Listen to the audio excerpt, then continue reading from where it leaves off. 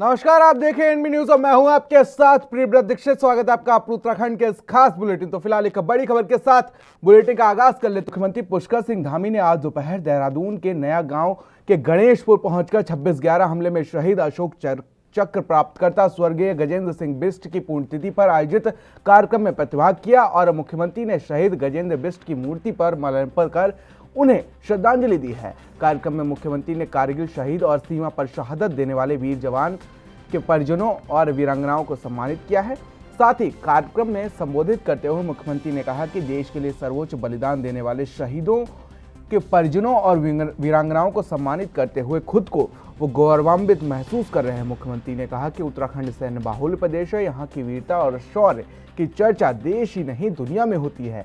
उन्होंने कहा कि प्रदेश में शहीद सैनिकों के सम्मान में शहीद सम्मान यात्रा आयोजित की जा रही है और इस यात्रा का समापन देहरादून के पुरुकुल गांव में बनने जा रहे भव्य सैन्य धाम में किया जाएगा।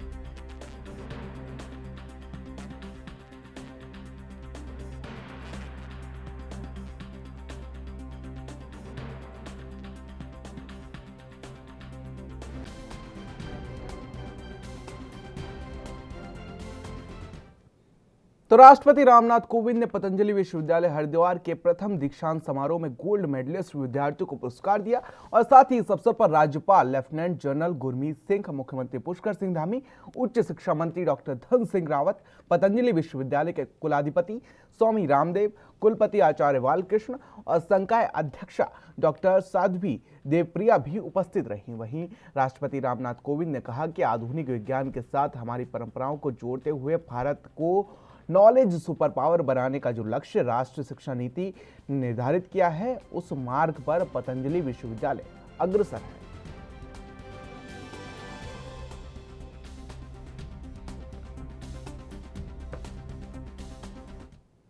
तो भारत के राष्ट्रपति रामनाथ कोविंद मां गंगा की भव्य आरती में शामिल होने के लिए परमार्थ निकेतन पहुंचे थे और सर्वप्रथम परमार्थ निकेतन के ऋषि कुमारों और स्वामी च्युतानंद मुनि महाराज ने वैदिक मंत्रोच्चारण के साथ पुष्प वर्षा करते हुए राष्ट्रपति का भव्य स्वागत किया। साथ ही आपको बता दें कि राष्ट्रपति के साथ उत्तराखंड के राज्यपाल गुरमीत सिंह और उत्तर प्रदेश के राज्यपाल आनंदीबेन पटेल के साथ वहां उपस्थित रहे। कुछ ही देर के बाद परमार्थ निकेतन गंगा घाट पर भव्य आरती हुई और जिसमें राष्ट्रपति शामिल हुए।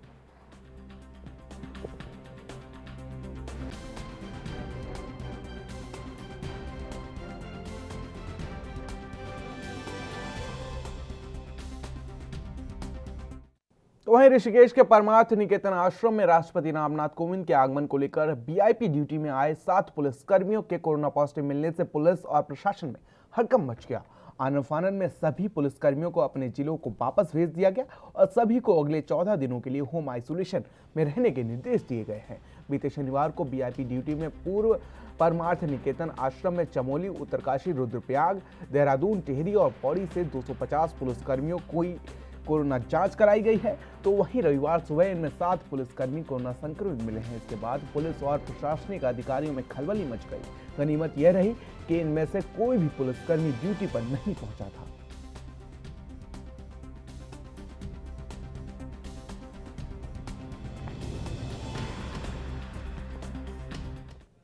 तो उत्तराखंड में 2022 विधानसभा चुनाव से पहले सियासत लगातार गर्माती जा रही है। प्रदेश कांग्रेस का महामंत्री और पूर्व राज्य मंत्री नवीन जोशी के नेतृत्व में आज कैंट विधानसभा के गोविंदगढ़ से कैंट जिताओ अभियान की शुरुआत की गई है, जो पूरे विधानसभा क्षेत्र में जाएगी। और इस अवसर पर कार्यकर्ताओं को संबोधित करते हुए नवीन जोशी ने कहा कि कैंट विधानसभा में पिछले 8 वार से बीजेपी का विधायक है और इसके बावजूद कैंट विधानसभा प्रदेश की सबसे पिछड़ी विधानसभा है और कैंट के अंदर विकास कोसों से दूर है। बीजेपी की सरकार ने और बीजेपी के विधायक ने क्षेत्र की जनता को सिर्फ छलने का काम किया है। कैंट से हम पूरे विधानसभा के अंदर यात्राएं निकालेंगे और लोगों को बीजेपी का असली चेहरा दिखाएंगे। उन्होंने कहा कि पूरे प्रदेश के अंदर परिवर्तन की लहर है और इससे कैंट विधानसभा भी अछूती नहीं है।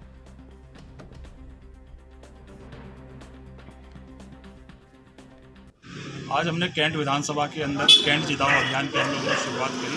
इस प्रकार से कि मालूम है कि भारतीय जनता पार्टी के विधायक यहाँ से 8 बार से विधायक हैं, लेकिन हमारी जो क्षेत्र की अगर हम बात करें, प्रदेश में अगर सबसे पिछड़ी हुई विधानसभा कोई है तो कैंट विधानसभा है। इसके लिए हमने यहाँ के पूरे विधानसभा के अंदर हम लोग यहाँ से जाएंगे, पूरे वार्ड स्तर पर, पूरे ब्लॉक में, और घर घर जाके लोगों को बताएंगे। इस प्रकार से प्रदेश की जनता को उन्होंने जुमले दिए थे कि हम 2 करोड़ बेरोजगारों को, युवकों को रोजगार देंगे, हम महंगाई पर अंकुश लगाएंगे, लेकिन ये कुछ नहीं कर पाए। जो गैस का सिलेंडर हम लोगों ने 350 400 छोड़ा था, वो 1000 रुपये का पार होने वाला है। जो तेल हम लोगों ने, पेट्रोल डीजल जो 40-45 रुपये छोड़ा था, वो 100 रुपये के पार होने जा रहा है। लेकिन भारतीय जनता पार्टी के जो लोग हैं इस पर बिल्कुल भी नहीं सुन रहे हैं। हमने यहाँ पे पूरे कैंट विधानसभा के अंदर हमने भारतीय जनता पार्टी के विधायक को जगाने का काम किया है, क्योंकि पूरे 8 बार से या क्षेत्र की अगर हम बात करें, कोई उपलब्धि करें भारतीय जनता पार्टी, तो कोई ऐसी 8 उपलब्धि उनकी नहीं है जो उनको गिना सके। हम पूरे विधानसभा के अंदर जाकर भारतीय जनता पार्टी का जो चेहरा, असली चेहरा जनता के सामने लेके आएंगे। निश्चित तौर पर 2022 में जब यहाँ पे राज्य के अंदर चुनाव होगा तो कैंट विधानसभा से कांग्रेस बहुत बड़े अंतर से जीतेगी और प्रदेश के अंदर कांग्रेस की सरकार। तो बीजेपी नेता और काशीपुर से बीजेपी के उम्मीदवार बलराज पासी ने काशीपुर में जन समर्थन रोड शो का आयोजन किया और विधानसभा चुनाव के समर का आगाज कर दिया है। साथ ही आपको बता दें कि हालांकि पासी के इस रोड शो से बीजेपी के स्थानीय नेताओं ने दूरी बनाई रखी, लेकिन शहर के कुछ बीजेपी नेता जरूर नजर आए। यहां तक रोड शो में भीड़ की बात करें तो आसपास के शहर बाजपुर, जसपुर और कुंडेश्वरी के बच्चावाला और एस्कॉट फार्म से काफी संख्या में महिलाएं, पुरुष और बच्चे भी इस रैली में शामिल हुए। वहीं रैली में कुछ नारे चर्चा का विषय बन गए। हर हर मोदी की तर्ज पर हर हर काशी, हमारा नेता पासी जैसे नारे लगे। बलराज पासी ने रोड शो से पहले पत्रकारों से बातचीत में पीएम मोदी के किए गए कार्यों को गिनाया, जिसके बाद उन्होंने पल पर पार्टी की जीत का दावा किया।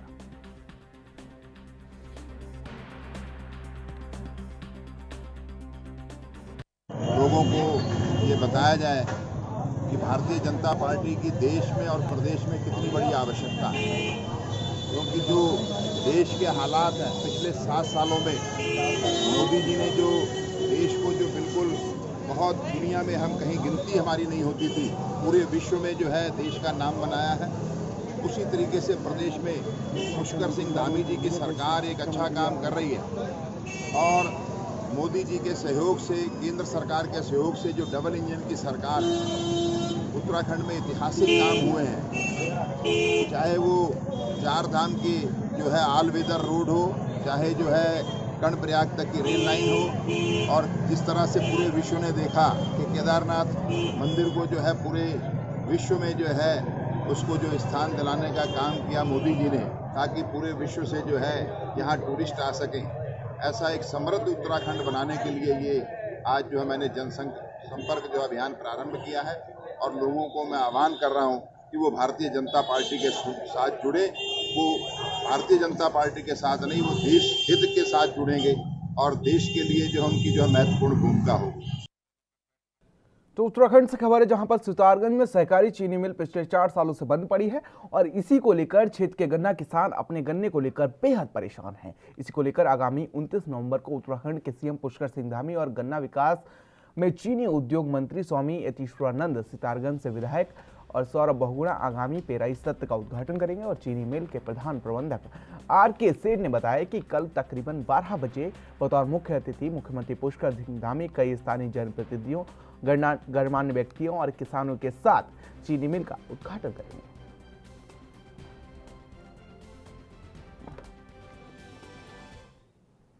तो पौड़ी जनपद से खबर है, जहां पर आपको बता दें कि जिले के द्वारीखेल ब्लॉक में नवनिर्मित ब्लॉक सभागार और भवन का लोकार्पण आज कैबिनेट मंत्री सतपाल महाराज ने कर दिया है। और ये भवन द्वारीखेल प्रमुख और प्रमुख संगठन उत्तराखंड के अध्यक्ष महेंद्र राणा के द्वारा द्वारीखेल प्रमुख के रूप में कार्यकाल की बड़ी उपलब्धि है। भवन जिला योजना के अंतर्गत स्वीकृत 1.5 करोड़ की लागत से कार्यदायी संस्था लोक निर्माण विभाग लैंसडाउन की देखरेख में 1 साल के तय समय में बनकर तैयार हुआ है। राणा इससे पहले कलजी खाल ब्लॉक में अपने पहले कार्यकाल में भी वहां बेहतरीन ब्लॉक मुख्यालय भवन बनवा चुके हैं।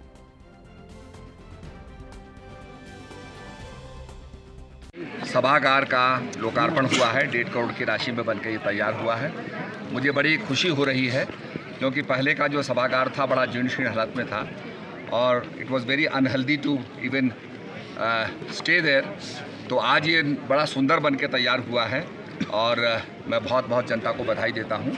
और ये लोक निर्माण विभाग ने बनाया है, बड़ी अच्छी इसकी गुणवत्ता है। तो मुझे बड़ी खुशी हो रही है कि इस क्षेत्र के लिए एक ये बहुत बड़ा जो है ये एक सौगात यहाँ जो है मिली है। और भी विकास के काम हुए हैं, सड़कों का, पानी का और बहुत विकास के काम हुए हैं, जिसके लिए हम लोग समर्पित हैं। तो आज द्वारीखाल जनता को मैं बहुत बहुत बधाई देना चाहता हूँ। देखिए साहब, 65 साल इस ब्लॉक बने हो गए हैं और 21 साल उत्तराखंड बने हो गए हैं। आज जब मैं यहाँ ब्लॉक प्रमुख बना था तो तब यहाँ से नीचे से पैदल आना पड़ता था। बीटीसी हॉल की हालत बड़ी जर्जर थी, अधिकारियों के लिए बैठने की जगह नहीं थी। यहाँ पे 4 आदमियों के, जहाँ पे आप खड़े हो गए इतने आदमी भी नहीं खड़े हो सकते थे। तो आज जब मैं आया और मुझे यहाँ टावर की व्यवस्था ही नहीं थी, तो आज आप देखेंगे कि आज आपके सामने हमने 1.5 साल के अंदर, और उसमें 7-8 महीने कोरोना के भी रहे, 1.5 साल के अंदर ये भव्य बिल्डिंग बना के तैयार करी है। बीटीसी हॉल हमारे प्रधान पंचायत प्रतिनिधियों के लिए बहुत अच्छा सा हो गया है।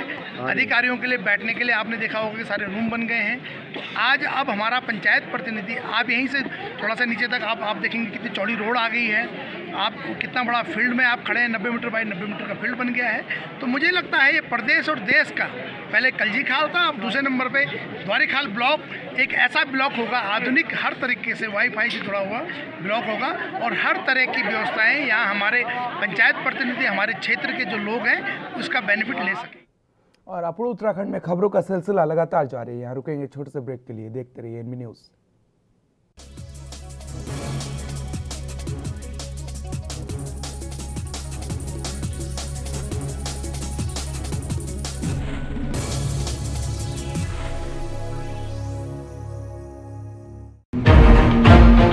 भारत माता की, हमारे देश के वीर जवानों की जय हिंद। हमारे देश के महान सेनानियों और सैनिकों के अमर बलिदान और उनके समर्पण को प्रणाम करते हुए मुख्यमंत्री पुष्कर सिंह धामी जी ने इनके सम्मान में महत्वपूर्ण निर्णय लिए हैं। उत्तराखंड से द्वितीय विश्व युद्ध की वीरांगना एवं वेटरन की पेंशन को 8,000 रूपए से बढ़ाकर अब प्रतिमाह 10,000 रूपए कर दिया गया है। सैनिकों और पूर्व सैनिकों के बच्चों के लिए छात्रावास, हरिद्वार में स्वतंत्रता संग्राम सेनानी सदन का निर्माण, शहीद हुए सैनिक और अर्धसैनिक बलों के आश्रितों की अनुदान राशि 10 लाख से 15 लाख रुपए करने जैसी महत्वपूर्ण घोषणाएं हमारे वीर सैनिकों और उनके परिवारों के लिए उत्तराखंड सरकार का समर्पित प्रयास है। सैनिकों के संग हैं हम, उत्तराखंड है हम।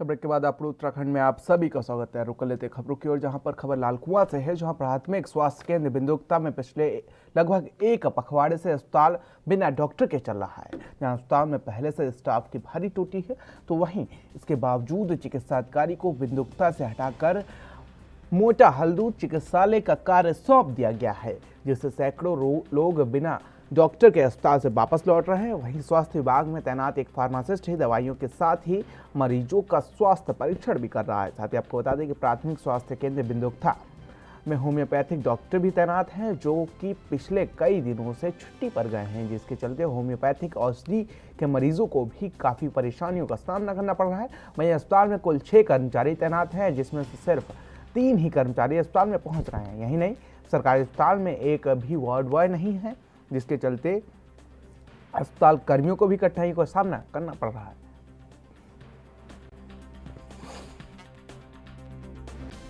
वो प्रभारी चिकित्सा अधिकारी है, वो मोटा हल्दू में हमारे मेडिकल ऑफिसर जो वहाँ के प्रभारी हैं, वो बीच में कुछ छुट्टी पे चले गए थे, तो उनकी ड्यूटी वहाँ लगा दी है उनकी जगह पे। तो उनका 10-12 दिन की लगभग हो चुका है उनको वहाँ पे। इसमें जो भी मरीज़ थे जो मेरे लायक के थे, मैंने अपने आप ही खुद ही देखा। मैं ओपीडी वगैरह मैं देख रहा हूँ। यहाँ पर 6 कर्मचारी हैं। 6 में से एक तो हमारी प्रभारी चिकित्सा अधिकारी जो मैंने अभी आपको बताया, और एक होम्योपैथी की मेडिकल ऑफिसर है, एक उनके फार्मासिस्ट हैं। फार्मासिस्ट तो अब उनके भतीजे की शादी थी, तो वो छुट्टी पे चल रहे हैं, अभी मेडिकल पे हैं। और दूसरी हम भी होम्योपैथी की जो हमारी डॉक्टर है, वो शायद इनकम टैक्स के लिए आज सुबह आई थी यहाँ पे, और दिन में अपने काम से मोटा हल्दू पीएससी में गई हैं। कर्मचारी हमारे यहीं पर हैं, इस समय लैब टेक्नीशियन यहाँ पर हैं, और स्वच्छक हमारे यहीं पे हैं और मैं फार्मासिस्ट हूँ यहाँ पे, मैं भी यहीं पे हूँ। यहाँ पर कर्मचारी हमारे पास वार्ड बॉय नहीं है, सबसे ज़्यादा प्रॉब्लम वार्ड बॉय के बगैर है, क्योंकि वार्ड बॉय का काम करने के लिए हमारे को फिर किससे बोला जाए, कोई पानी उठाने वाला भी नहीं है, कोई वो टेबल साफ़ करने वाला भी यहाँ पर नहीं है। अब स्वच्छक तो अपना नीचे का सफाई वफाई करते हैं, ठीक है ना। तो एक वार्ड बॉय हमको बहुत ज़रूरी है, वार्ड बॉय की आवश्यकता है, नर्स की आवश्यकता है। तो उत्तराखंड में 2022 विधानसभा चुनाव को लेकर लगातार बयानबाजी जारी और इसको लेकर वार पलटवार दोनों जारी हैं। बीजेपी नेता दीप्ति रावत के बयान पर कांग्रेस ने पलटवार किया है और कांग्रेस की प्रवक्ता प्रतिमा सिंह ने कहा कि जिन्हें कई नेताओं पर महिला उत्पीड़न का आरोप लगा है, जिसमें से विधायक और संगठन के नेता भी शामिल हैं, वहीं आज महिला सम्मान की बात कर रहे हैं। उन्होंने कहा कि कांग्रेस ने देश को पहली महिला प्रधानमंत्री और राष्ट्रपति देने का काम किया है। आज भी कांग्रेस की अध्यक्ष एक महिला हैं। बीजेपी पर आरोप लगाया कि बीजेपी महिला आरक्षण के बिल पर क्यों नहीं पास कर रही है।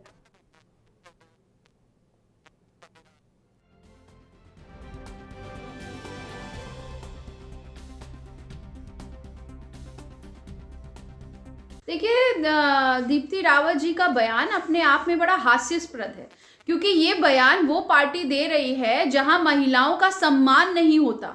और इसके कई उदाहरण आपके सामने हैं कि जिस तरीके से चाहे वो संगठन के महामंत्री हो, चाहे वो एमएलए हो या इनके मंत्रीगण हो, उन पे महिला शोषण का आरोप लगता रहा है। और ये वो पार्टी की जो है दीप्ति रावत जी बात कर रही हैं, जिसने प्रचंड बहुमत में आप प्रदेश में भी बैठे हैं और प्रचंड बहुमत में केंद्र में भी बैठे हैं, उसके बावजूद भी 33% जो महिला आरक्षण का बिल है वो अब तक आप पास नहीं कर पाए। तो ये भारतीय जनता पार्टी की नीति और नीयत है। और कांग्रेस पार्टी ने कभी ये नहीं कहा कि हम महिलाओं को या युवाओं को टिकट नहीं देंगे। कांग्रेस पार्टी से ज्यादा महिलाओं का सम्मान कोई नहीं कर सकता। हमारी राष्ट्रीय अध्यक्षा खुद एक महिला है। ये कांग्रेस पार्टी ही है जिसने महिला राष्ट्रपति देने का देश को काम किया। हमारी खुद की जो पूर्व प्रधानमंत्री देश की रही प्रथम महिला प्रधानमंत्री इंदिरा गांधी जी, वो कांग्रेस पार्टी की थी। तो कांग्रेस पार्टी से ज्यादा महिलाओं का सम्मान ना कोई कर सकता था और ना कोई कर पाएगा। आप समझिए, आज जो संविधान के 73वें और 74वें जो संशोधन के बाद पंचायतों में और म्यूनिसिपैलिटीज में महिलाओं को अगर आरक्षण देने का काम हुआ है तो वो किसने किया है? कांग्रेस पार्टी ने किया है। तो शायद ज्ञान का अभाव है, इस वजह से इस तरीके की बातें भारतीय जनता पार्टी के लोग करते हैं। और कांग्रेस पार्टी ने ये कहा है कि हर जगह ठोक बजा के जो तो रेल मंत्रालय 1 दिसंबर से रानीखेत एक्सप्रेस और जनसंपर्क क्रांति को बंद करने जा रहा है। तो वहीं मंत्रालय ने कोहरे को देखते हुए ये कदम उठाया है। वहीं रेलवे के इस कदम की कांग्रेस आलोचना कर रही है। कांग्रेस प्रदेश प्रवक्ता दीपक बलोटिया ने कहा कि केंद्र सरकार रेलवे के क्षेत्र में निजीकरण को बढ़ावा देने जा रही है, जिससे राजस्व का घाटा होगा और रेलवे बोर्ड को इसका नुकसान उठाना पड़ेगा। वहीं उन्होंने आगे कहा कि देश में केंद्र सरकार निजीकरण को बढ़ावा दे रही है, जिससे रेलवे विभाग के कर्मचारियों को बहुत बड़ा खामियाजा उठाना पड़ेगा। रानीखेत एक्सप्रेस और जनसंपर्क क्रांति जैसी ट्रेनों को 1 दिसंबर से कोहरे के बहाने बंद कर यात्रियों को परेशानी का सामना करना पड़ेगा।